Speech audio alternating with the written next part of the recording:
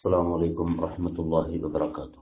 الحمد لله والصلاة والسلام على أشرف رسول الله وعلى آله وأصحابه الفائزين بالله أما بعد.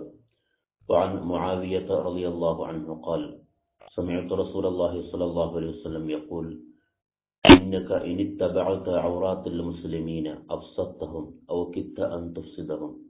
റവാഹു അബൂ ദാവൂദ്. സഹാബി പ്രമുഖനായ മുആവിയ റളിയല്ലാഹു അൻഹു നിവേദനം ചെയ്യുകയാണ്, നബി സല്ലല്ലാഹു അലൈഹി വസല്ലം തങ്ങൾ പറയുന്നത് ഞാൻ കേട്ടു.